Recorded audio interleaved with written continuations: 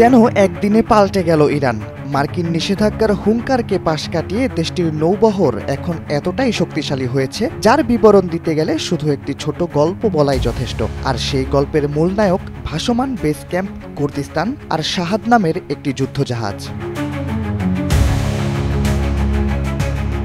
Kurdistan ছিল একটি seaport. অপরিশোধিত জ্বালানি তেল ভরা জাহাজগুলো এসে ভিড়ত এর গায়ে। তবে ইরান নৌবাহিনীর নিরলস পরিশ্রমে আজ সেটি একটি ভাসমান বেস ক্যাম্পে রূপ নিয়েছে। সমুদ্রে ভেসে ভেসে এটি এখন যুদ্ধ জাহাজগুলোর দেখাশোনা করবে, তাদের প্রয়োজনীয় অস্ত্র দেবে, জ্বালানি তেল সরবরাহ করবে।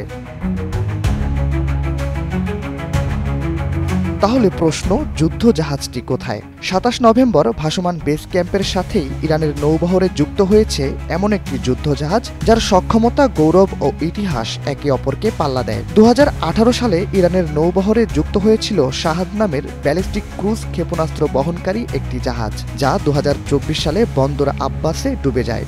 সেটিকে তুলে আবারও নৌবহরে যুক্ত করেছে ইরান।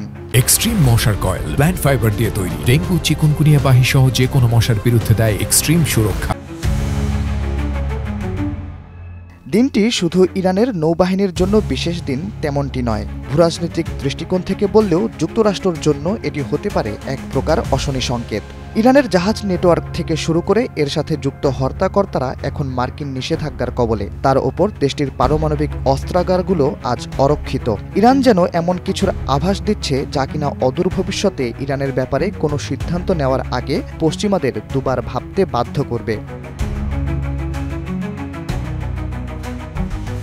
পশ্চিমাদের ভাবনাকে পুঁজি করেই ২৭ নভেম্বর বক্তব্য দিয়েছেন ইরানের সেনাপ্রধান হাবিবুল্লাহ সায়েরি। তিনি বলেছেন, ইরানের বন্দরগুলোর ওপর থেকে বিদেশি প্রভাব ক্রমেই কমে আসবে, বিশেষ করে হরমুজ প্রণালীতে। এ থেকে বোঝা যায় ইরানের সামরিক বহরে যুক্ত হওয়া এই নতুন ভাসমান বেস ক্যাম্প ও যুদ্ধজাহাজ একটি নতুন বার্তা পুরো পশ্চিমাদের জন্য।